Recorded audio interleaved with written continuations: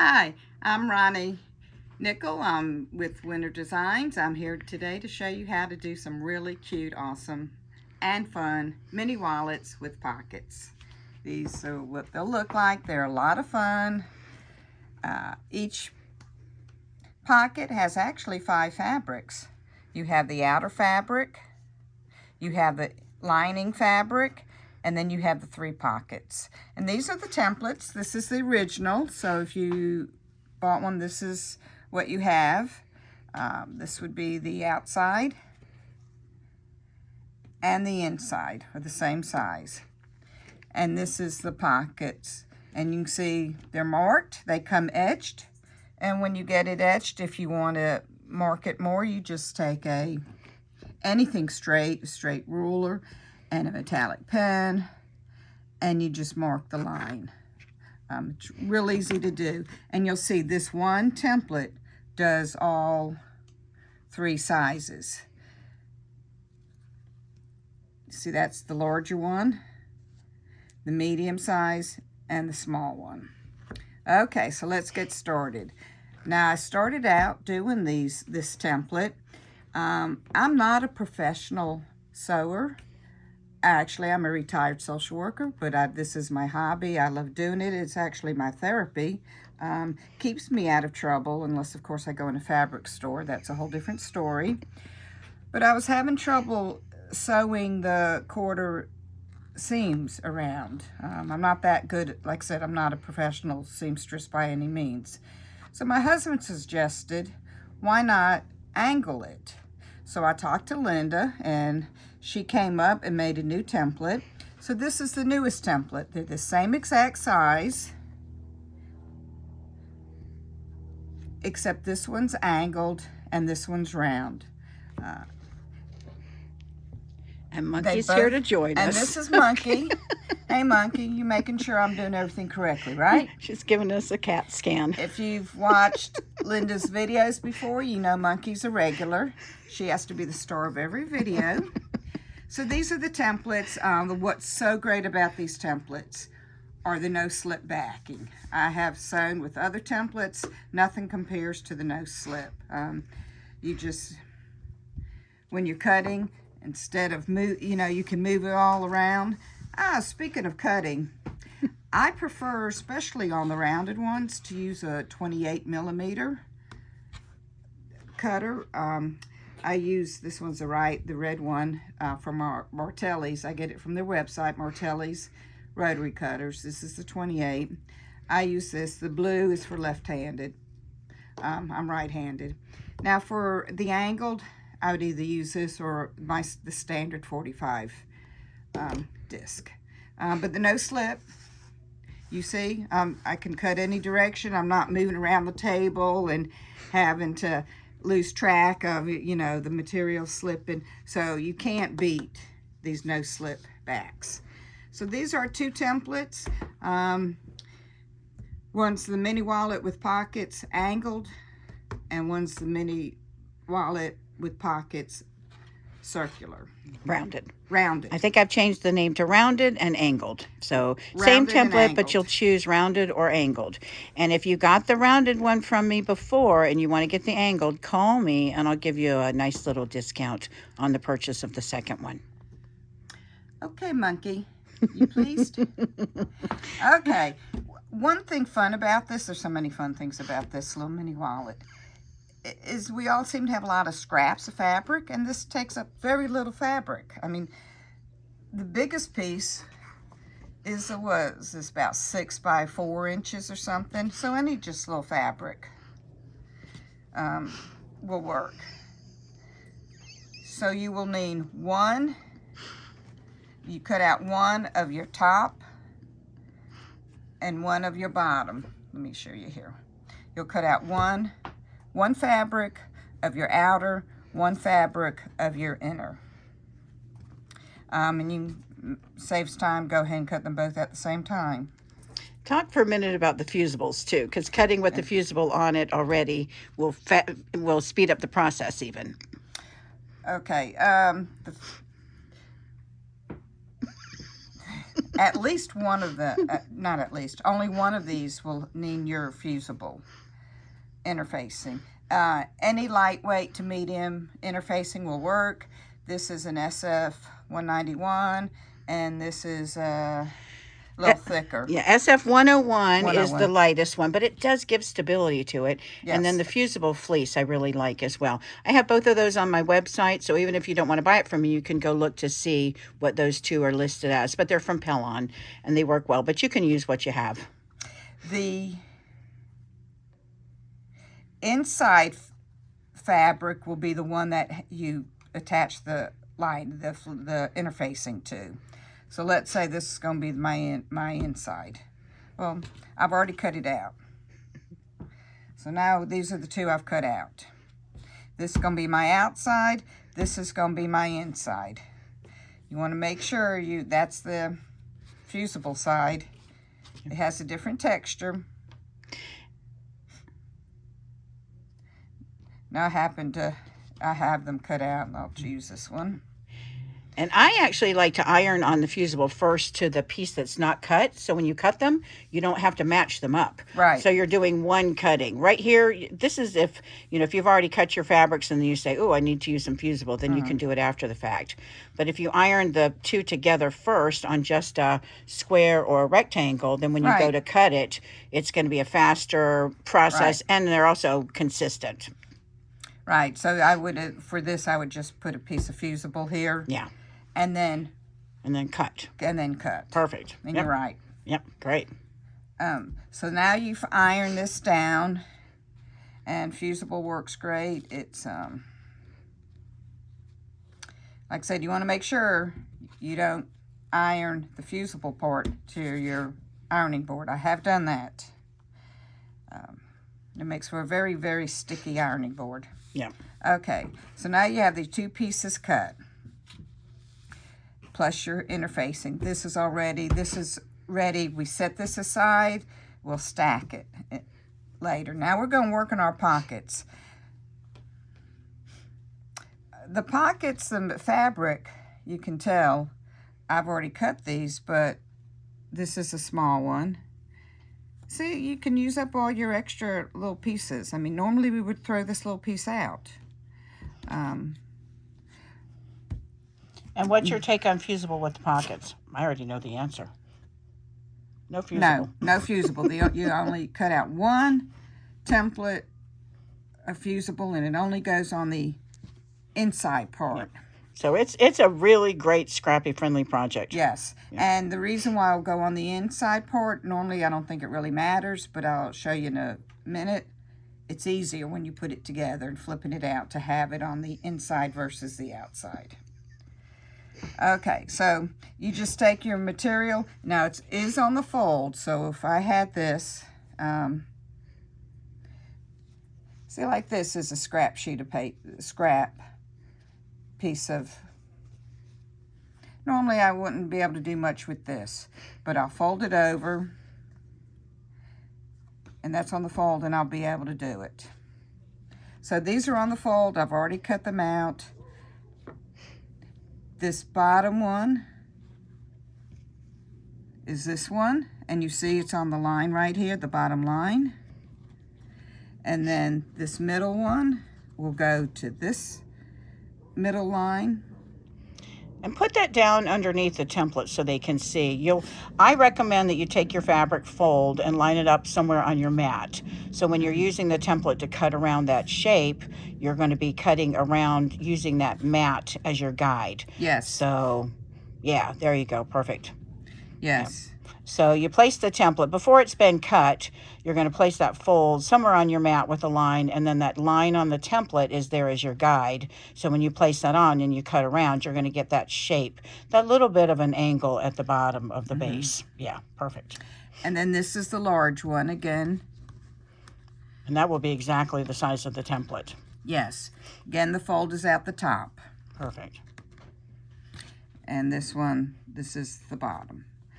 Okay, so to stack them, how easy is, it's so easy so far. Okay, so this is already, let's say this is already fused on.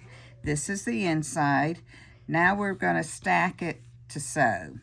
We start with the larger one, which is the one in back, this back one, then the middle one,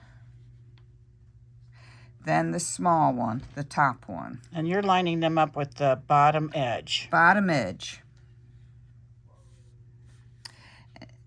And this one I did pretty straight, but sometimes I'll have to tweak it a little bit. Okay, the reason I like to put the interfacing on the inside is because the last thing we do is put the top on. And it's so simple. When you open it, this is how it's going to look. And this is your top, the outside part. Excuse me, monkey. I'm really fighting my inclination to reach over and grab her. Oh, poor baby. But if I grab her, she'll just jump right back up. So that's how it looks. And then this will be the outside, right sides together.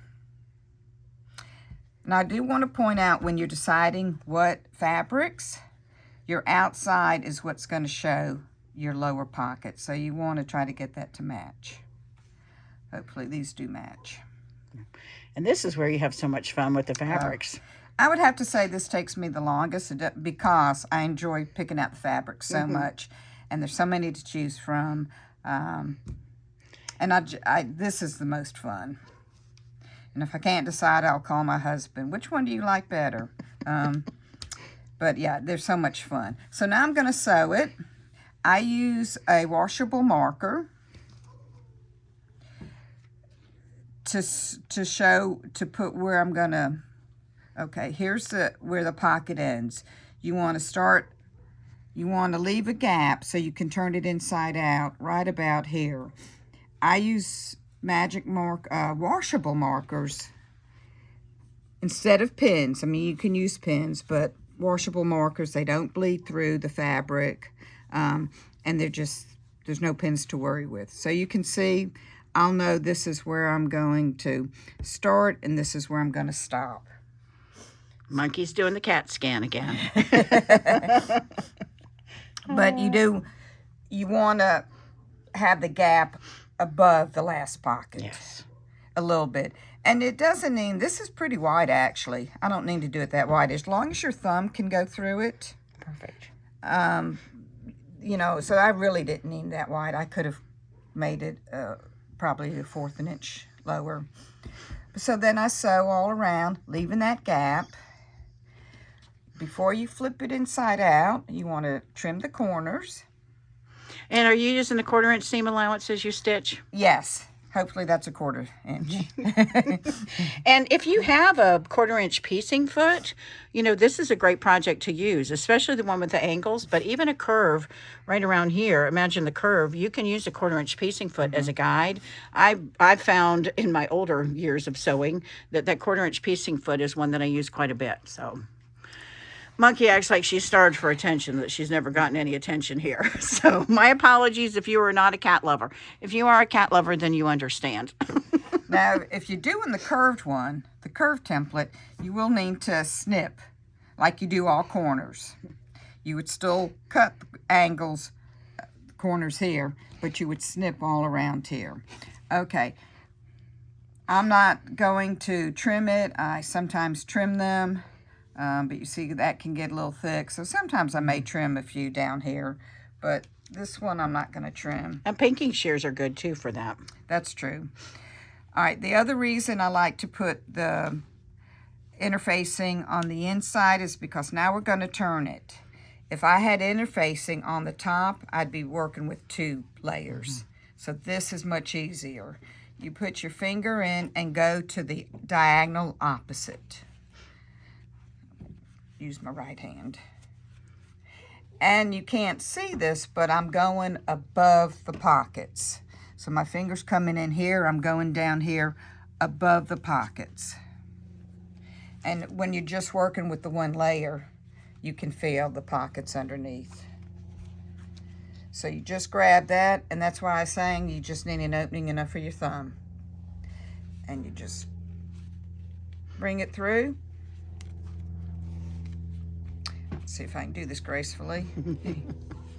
And you had a tip that I thought was great where you left the opening. Because you're a right-hander, I'm a left-hander. Where you put the opening would be on the opposite side of where I put the opening. Because you're using your right hand to put your thumb in. I thought that was a great tip. I hadn't heard that before. We talked about this before. We actually filmed this video once before, and I couldn't upload it to the computer. So I got all these little tips from her. Putting your thumb down as well. Talk about why you place your thumb in that corner so when you're turning, you don't have an oops. You see how simple it is to turn. I mean, it's such a small project. It takes no time at all. Yeah. And if you hadn't put your thumb in that corner, when you turned it, your pockets might be backwards. Yes. And I thought that was a cool tip, too, that you gave. And I'll show you that in a second. Now, like anything else you turn, you want to get something to get out the corners. Linda sells these awesome stilettos made by Philip.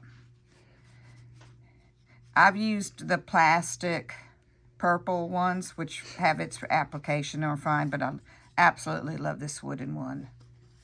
And I've got a couple options. There's a gloss one that you can't use at the iron, and then the no gloss one that you can use with the iron.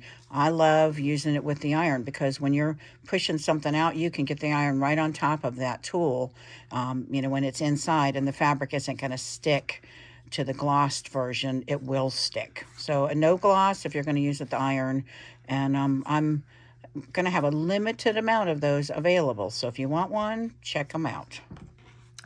Okay, so you saw how easy that was.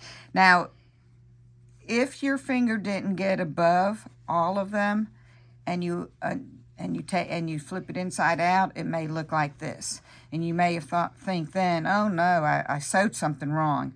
No, you didn't. You did it right. You just didn't get them all flipped. So it's a simple fix. Okay, and then I like to press everything with each step. That's just me. And this project really does benefit from pressing. I try to cheat whenever I can. The tool, that's the wooden tool, that's the Phillips stiletto, is a great tool for avoiding pressing sometimes, but it's here a great tool to use in combination with pressing. Pressing is just going to make a smaller project look nicer, period. Yes. Yeah. The finishing touch. Yeah. And then all I did was turn inside the raw edge of the gap, and then I'll press it down.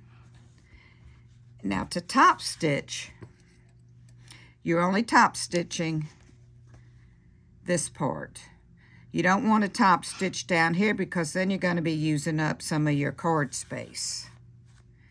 So, and since you top stitch from the top, to know when to start and end, you can do it any which way, but I take some straight pins and I see where I see right here, this is where the gap is. So I'll put the pin in, and that just tells me where to start. Perfect. And I go on this side and try to even it up. And then I'll just start sewing around here. Okay, so then that's sewn. Then it's time to flip over the flap. That's what we call it. This is the flap, and you'll see you will be getting directions I made. And they'll be on the website. So you won't get it in the package. Okay. You'll get it on my website. And I'm going to go over here to my little cheat sheet that I have for you. And I see my hands are reflected. I don't know how people film videos without getting hands reflected. But my website is winterdesigns.com. My YouTube, that's where this video will be. There's Linda videos. So Linda, one word, videos, plural. Or Linda singular and videos plural, and it's one word, no space. My Facebook, you can search for Winter Designs for sewing and quilting, or you can go right to Linda Winter Designs. You'll see my email on my phone. Phone is always best if you want to get hold of me. I get so many emails that I may not even see yours come through. And then we have a discount code. If you want to buy these templates, one of these two or both of these two, you can use the discount code Ronni. She doesn't have an E on her on her first name, so on the end of her first name. It'll give you 20% off. But the directions will be on my website, winterdesigns.com, and you'll see directions and projects, and that's where they'll they'll be. That way they're there for everybody, whether you buy the template or not. You'll get her written directions. And Ronni wrote these, and Ronni decided that she wanted to film the video, and I was thrilled. I'm so excited. I love when I can share that somebody else is using my templates and they put their own little twist on it. And again, this second template, this was Ronnie's suggestion, so I love the idea of having something that's been tested and improved on. This is still fun. If you use that 1/4 inch piecing foot, you can do a beautiful job of that too. But this one, if you want to get it down and dirty, fast and easy, that's the way to go. So now we're ready to flip the flap. There is no right or wrong where you put it. I tend to put it right around here, but you can come up, you can go all the way down. And you may want to put credit cards, gift cards, whatever in there first to see how much you're really going to stuff in there, because that will change the placement of where you put the snap. That's true. I mean, it really does hold a lot. Now, the fun part is putting the snaps on.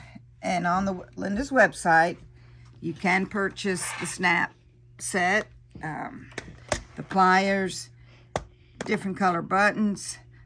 This comes with all the tools, including the awl. And I use the awl. I haven't pressed this one, so I won't do it on this one. But I'll get exactly the center, and I'll push it down. Go all the way through, make the mark. Here, I can see where I put it, and then I'll add it. But let me show you how it's simple. I'll use this practice. On all snaps, there's a male and a female. These are the snap heads. And then the male comes up a little bit. And the female doesn't have the male is the outie and the female is the innie. Okay.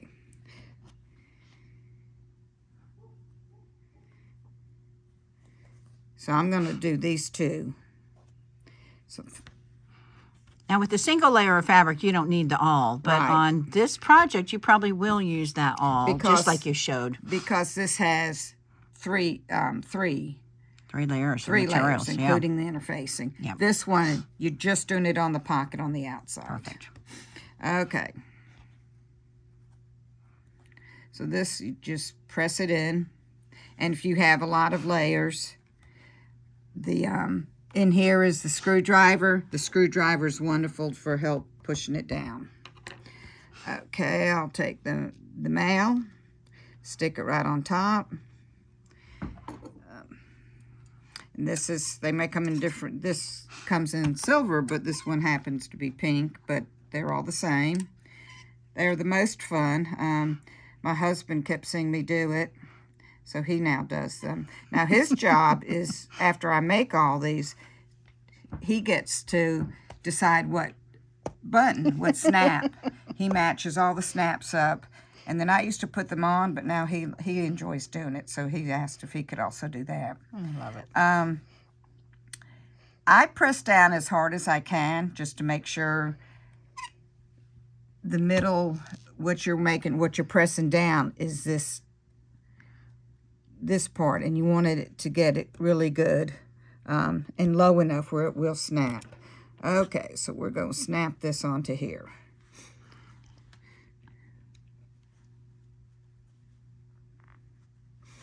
Okay, and now this is the female. Makes no difference at which order you do it, or the pocket or the flap, which gets what. But did you notice what she did? She put the cap on the inside, because you can't snap a cap to a cap. So the male and the female part are going to be in what opposite touches. Positions. Yes. But so the opposite of what you did on the first is what you're going to do here.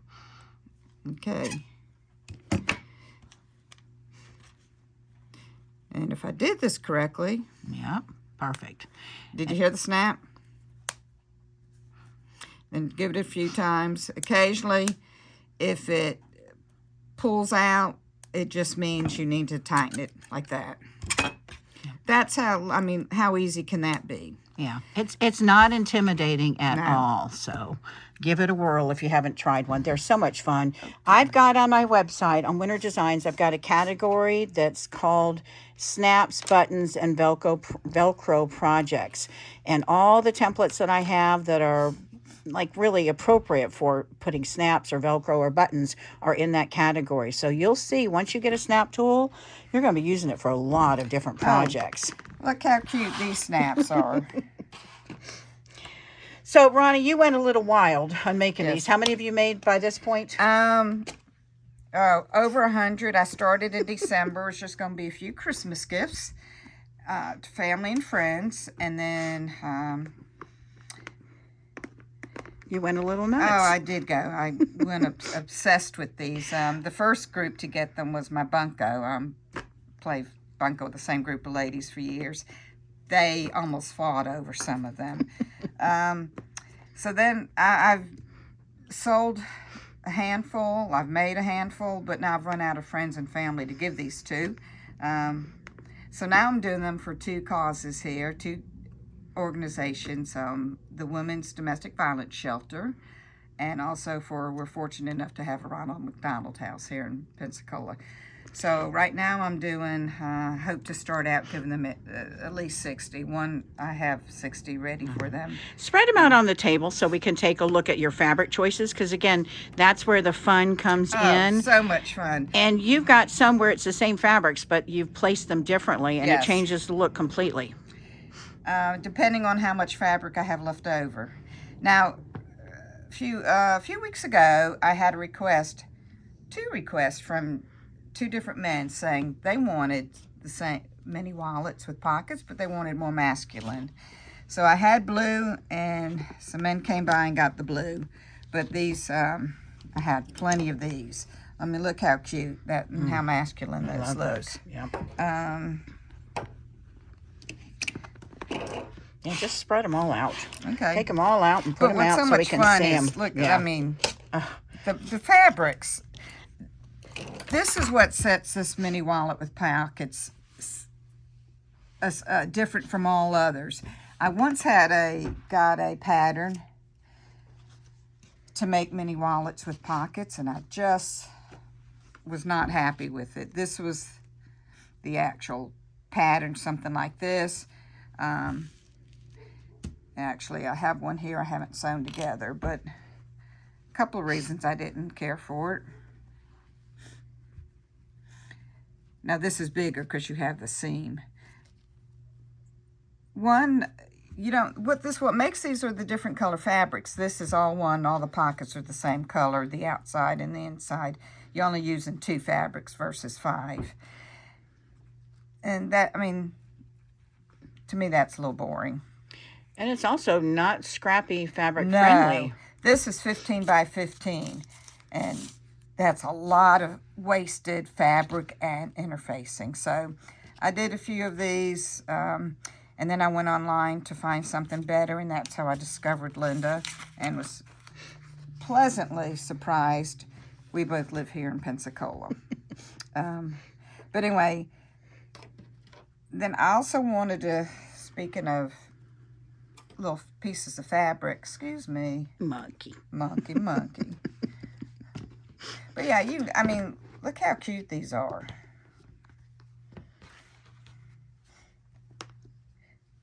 And most of us have a ton of fabric, so, and I don't know how much over the years, how much fabric I've thrown out, thinking they're little bitty pieces, I'll never use them. Mm-hmm.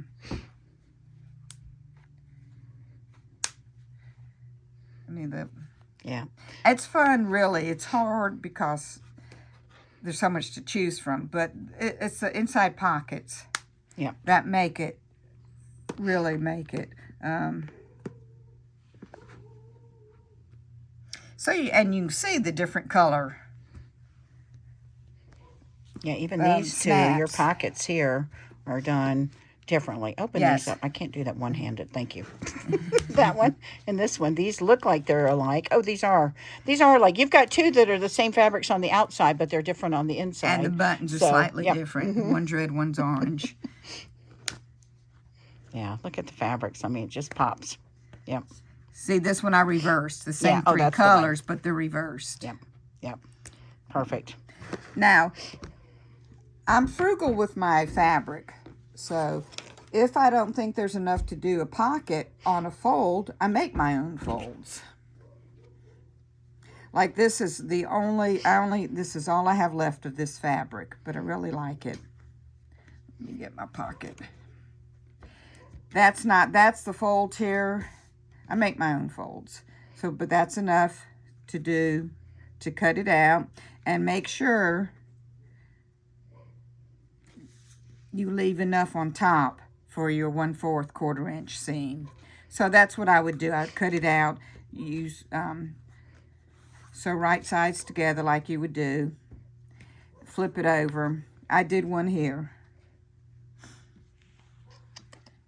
Here, this is one. Now this is one I had an extra piece. I've just sewn it together. But I can use it for the large one. Yeah, perfect. Yeah, and you can't tell. You'll never tell. You cannot tell when the pocket's in there that's not one piece. And that's what I do. Like this one may not be enough to do that way. Yeah, it is. But again, I'll have to cut it on the side. Now, I also want to show you, do we have time for Real quick. Okay. We're at 32 minutes almost. Okay. If you're doing a fussy cut, on the directions, you'll see about, not fussy cut, but directional. Let me get this one. Directionals, you can do directionals. You have to do, instead of one piece, you have to do it in 2 pieces. Because if you didn't, something's going to be upside down. So you can see how that's one way and that's the other way. So when you flip it over, it'll be correct. And you want to, again, cut it a little bit longer. We're looking at this piece here in one direction and then this piece over here Right. in the other. And you'll have a seam there. Right now it doesn't have a seam. Right. So you'll have a seam. But I made, here's my seam for this as a directional. Perfect. Somebody had asked me to make some colleges. I'm an Ole Miss grad, but a friend of mine is from Mississippi State, so I said, okay, I'll make her state. You struggled with it. Yeah. So this was my first one. I didn't have fabric. In Florida, you can't get Mississippi State fabric, so I ordered a bandana, and that worked. I just cut. I mean, you can see I cut the word bulldogs from that and added it to maroon.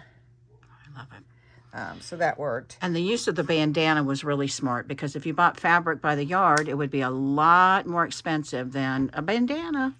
And to order fabric, you're right. You have to get 2 yard minimum, and I didn't. Last thing I wanted was 2 yards. And collegiate fabric, as well as any kind of a licensed fabric, is a lot more expensive. So if you're just doing one of these, look for the bandanas. I thought that was a great idea. I used I got a third of fabric for these 2 schools. And then I'll do Alabama. And a third makes 11 pockets. I love it. I mean, 11 wallets. Wallets, wow. So that's a big deal. Yep. All right, so I hope this gives you an idea of how you can use these 2 templates. This is the mini wallet with card pockets. You're going to choose the rounded corner, or you're going to choose the angled. So rounded or angled. I'm going to have a bundle that'll have both of these available too. So if you want to get both, you'll get a little bit of a discount. And remember to use the discount code Ronni. So Ronni, who's done the video, who put all of this work into this. This was a template I didn't really care that much about. I didn't think it was that much fun, but Ronni figured out pockets make all the difference, and using all those scraps. And now that I've seen it, it's like, oh my God, how did I miss out? So you can get this on my website, winterdesigns.com, and look for my my collection that has the snaps, the buttons, and the Velcro projects, because that way you can take advantage of using a snap tool, Velcro, or buttons for all of these kinds of projects. And you can do Velcro, you can do buttons, you can do whatever. Just the snap is a whole lot of fun with the color choices too. So Ronni, I am so thrilled that you were willing to not only do the video, but that you've made all these samples to share, and that you're going to be donating a good number of of these, so people are going to be able to enjoy them. Real quick, what do you think people are going to use these for, and what would you use these for? So many applications, obviously, besides credit cards, business cards, appointment cards, and that's where I think the ladies at the domestic violence workshop, they have appointments in business. Same with Ronald McDonald. I use them when I go out of town. I put my jewelry, my earrings, my rings and stuff in them.